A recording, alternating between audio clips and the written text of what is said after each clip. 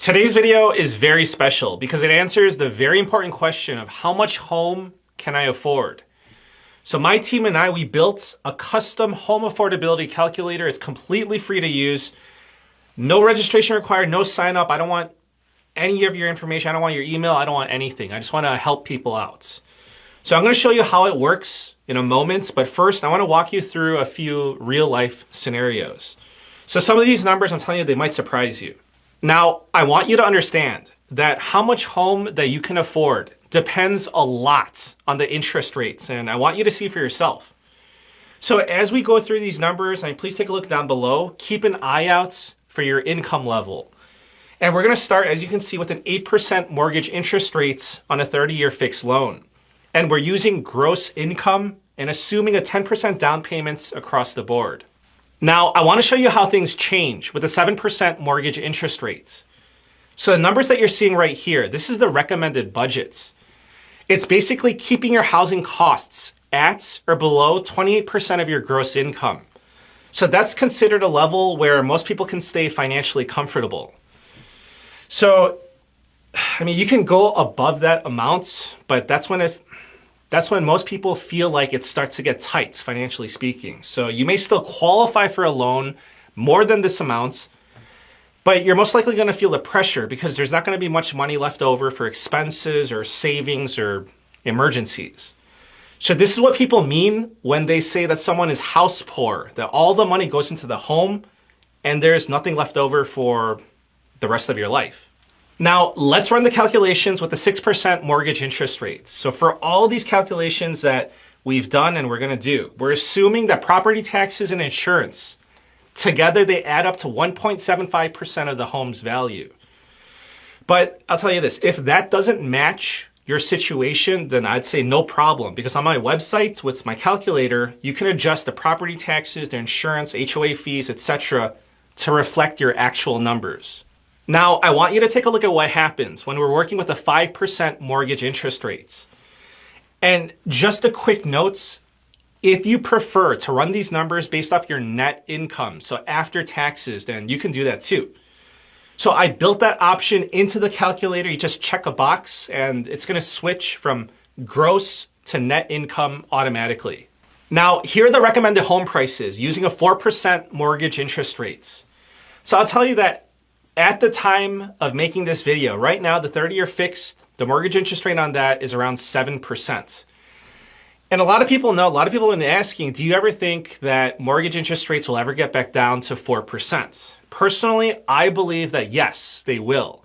However, I'm just going to be honest with you. I don't think that that's going to happen anytime soon. I would say don't expect that in 2025. But if you've seen my Great Melt-Up videos, the series, then you're going to understand why I'm saying this. All I can tell you is that there are very powerful forces at play, and over time, I think that rates are going to come back down to this level. And for our final scenario, please take a look at how much home that you can afford with a 3% mortgage interest rate. So as you can see, take a look. It's so clear of how much of an impact that mortgage interest rates cause on home affordability. So again, just look at how big of a difference it makes. I'll just pick out one as an example. Just take a look at the $100,000 of gross income, right? Just look at that difference in how much home that you can afford. At an 8% mortgage interest rates, your recommended budget is about $289,000. But at an interest rate of 3%, that number jumps up to $444,000. So that's a 53% increase in what you can afford just from the interest rate alone. That's pretty wild, right? All right, now I want to show you how to use my calculator. So it's completely free, no sign up, no registration. I just want to help people make smarter decisions. So we're going to walk through just one example together. So we're going to test whether the median household income in the United States of America, which is about $83,000, is enough to afford the median priced home in today's markets. So we're going to enter $83,000 as the annual gross income. And right here, you're going to see that there's a box that lets you switch to net income if you prefer to budget after taxes. But for this example, though, we're going to stick with gross income. So another thing is that you can choose to include your other debt obligations like student loans or car payments, but that part's going to be optional for you. So for this example, we're going to say that you saved $30,000 as a down payment, and you're getting a 30-year fixed mortgage with a 7% mortgage interest rates.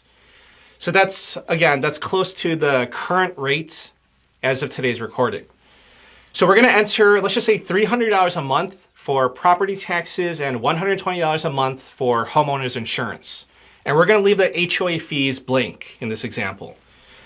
So with these inputs, your recommended home price is about $257,966.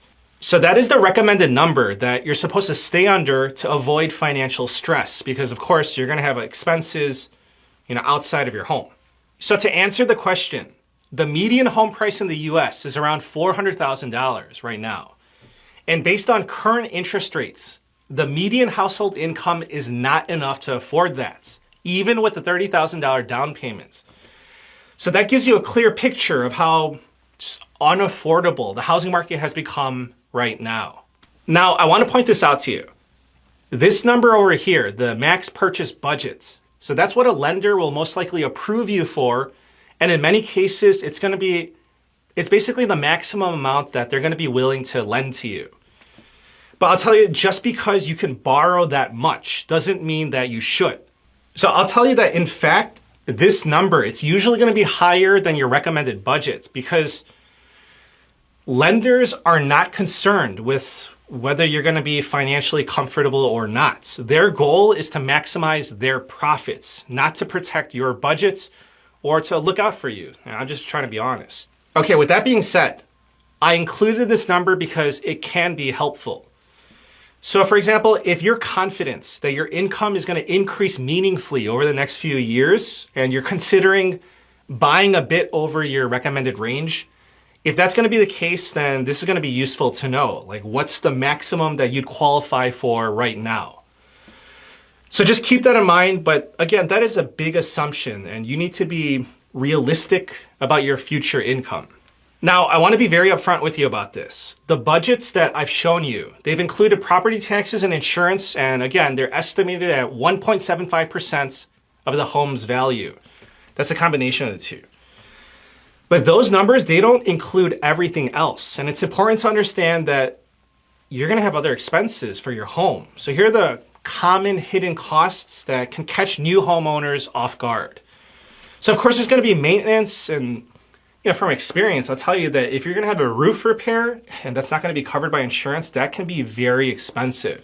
Or HVAC replacements and even plumbing issues. And the unexpected expenses. If, for example, this happened to me a few years back. Like I got hit with a special assessment for a large amounts.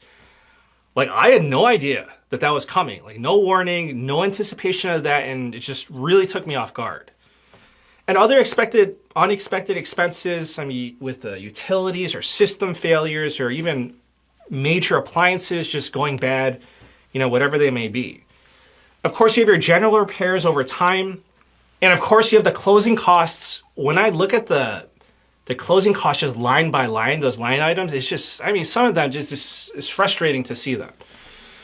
And the moving expenses, I'm telling you that if you haven't moved recently in the past few years, it is just astronomically much more expensive compared to if you moved 5 years ago, 10 years ago.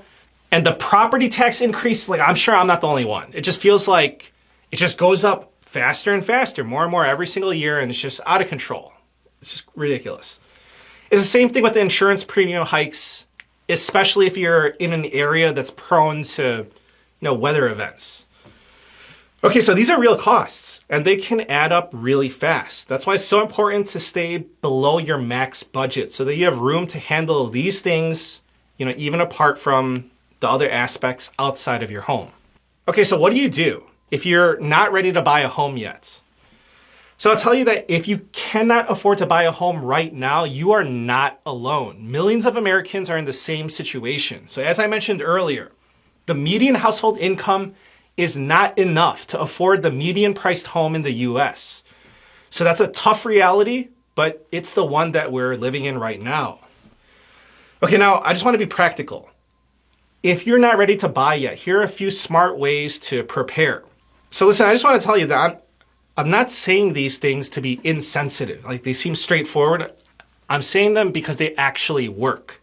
So these are the steps that's going to put you in a stronger position when the time is right. So of course you can save more for a down payment to reduce your future mortgage and improve your loan options. And you can increase your income. You can wait for better market conditions like lower interest rates or a correction in home prices, or consider shared purchase options, such as buying with a family member or a partner to combine resources. Now, I just want to end with this. Please take the recommended budget seriously. So I've seen, like, with my own eyes, my family, friends, my clients push beyond their limits, and I'm telling you, it rarely ends well. So some became overwhelmed, stressed out. A lot of people became miserable. And I've seen the situations where people have lost their homes because they took on more than they could handle. So please be smart with your finances. I want to see you build a life that you can enjoy, not one where your home becomes a burden. So don't let a lender's approval make the decision for you. Just stick to what's sustainable and avoid becoming house poor. And most importantly, just stay in control of your financial future. So if you found this information helpful, please head over to my website. I'm going to leave a link for you down below. So the calculator is completely free. I just genuinely hope that it helps you avoid stress and helps you to make better decisions. Please subscribe. I thank you for the support, and I wish you a very nice day. Take care.